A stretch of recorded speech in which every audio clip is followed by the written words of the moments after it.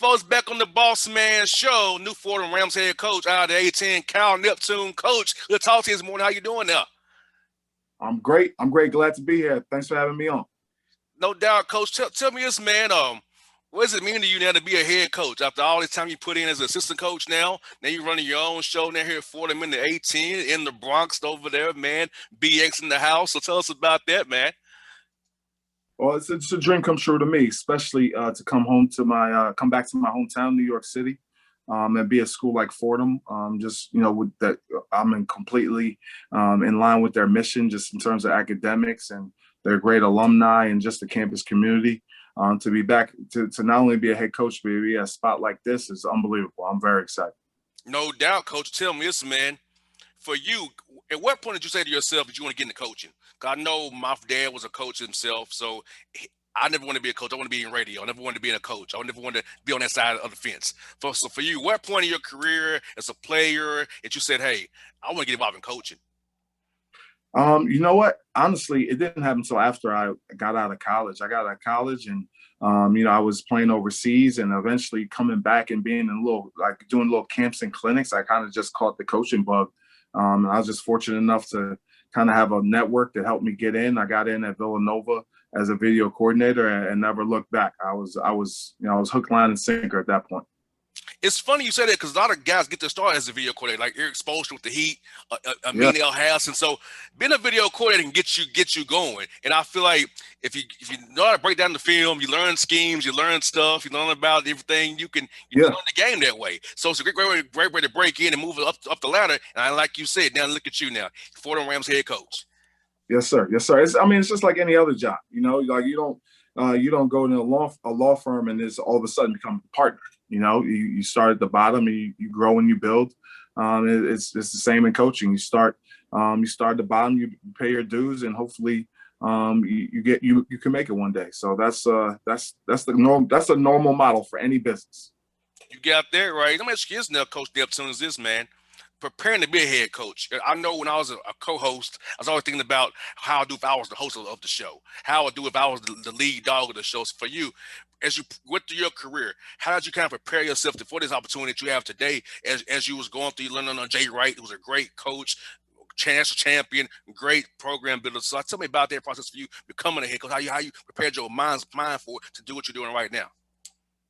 Yeah, so it's a lot of what you said. I was very fortunate to be around Coach Wright and another mentor of mine, Joe Mahalik, he was just at Hofstra University. They won the league a couple years ago, and so I was lucky around to be a lot of really high level coaches, and I had great mentors and other guys as well. And it's just like what you said. You're going through this thing, and you always kind of have in your mind, like, how would you do it? How would you do this? How would you do?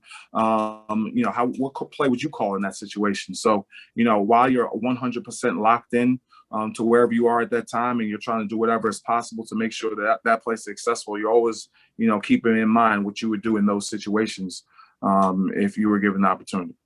And Coach, for you building a program, like you said, Joe Mahalik, another great guest I had on so many times in coaching, right? And tell us about your idea of building a program. What's your prototypical Fordham Ram? What are you looking for to be the core values of your program here going forward? Yeah, for us, it's building it slowly and building it the right way, and really focusing on our guys as players, students, and men, and we don't want to overlook any one of those three. Obviously, they're here because they're really good basketball players. But, as they go through this, we want them to be locked into being great students and really actually care about getting their education and then being great men and aspiring to be pillars of their community and being capable of being out in the community and doing great things. And honestly, I think it's something that's a little bit missing in college basketball. Is developing people as men and developing people to be ready for the world when they're done playing basketball. And even at its best, at your best, you're going to play until you're 35, 40 at your best.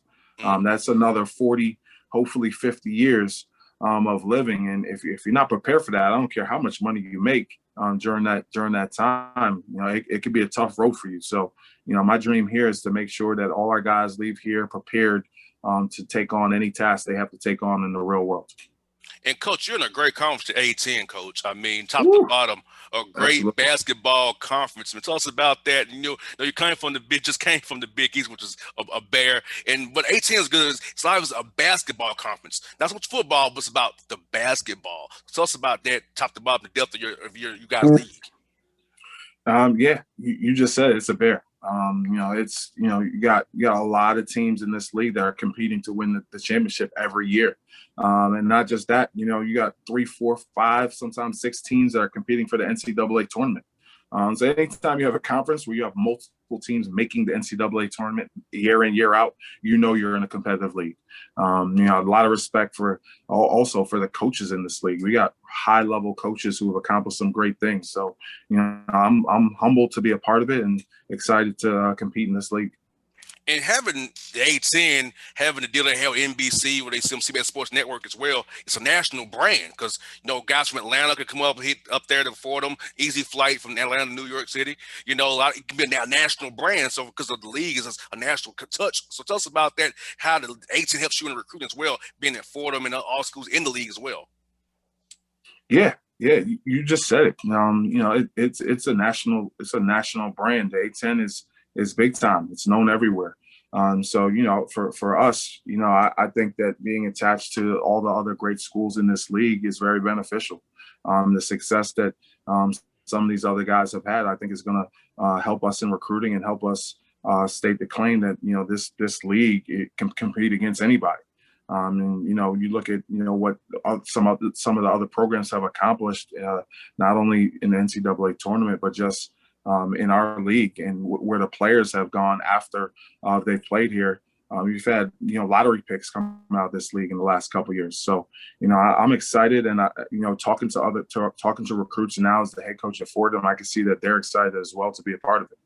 Most definitely, Coach. How's it been meeting the young men on your roster now?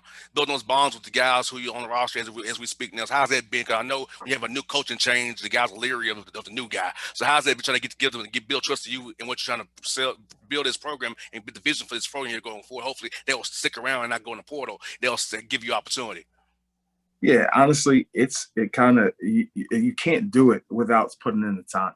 There's no magic pill. There's no speech that you could give a kid that says, "Okay, snap, now you're just my guy and we're good." That doesn't happen. That's in the movies. Mm-hmm. You actually got to put in the time. You got to talk to each guy individually. You got to take them out to eat. You got to get in their lives, meet their parents, meet their girlfriend, meet everyone that kind of influences them. And then hopefully, over time, they look at you like a person that they want to have influence in their life as well. So there's no magic pill. You just got to put in the time with each guy. And how cool is it going to be to actually have guys on the campus COVID willing? Because last season, as you know, you couldn't touch your guys at all till late. So this year, getting skill development, actually develop their bodies, have them around you. How's it going to be able to implement a new system there, to being a new head coach, having them be able to touch your guys and work with them from the summer into the fall there?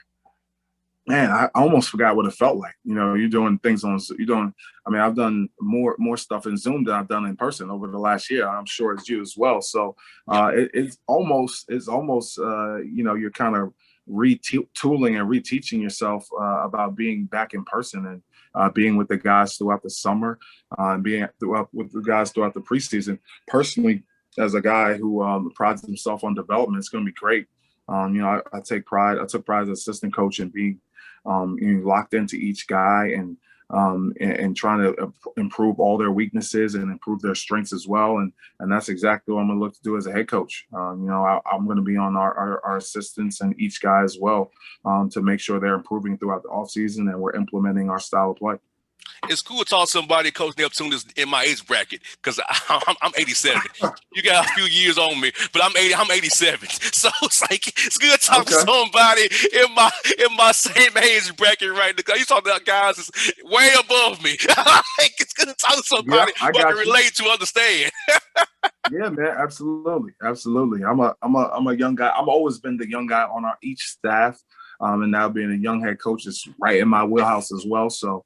I'm young, but I got a lot of energy and a lot of vigor. So last one before you coach this versus who did you have, Coach?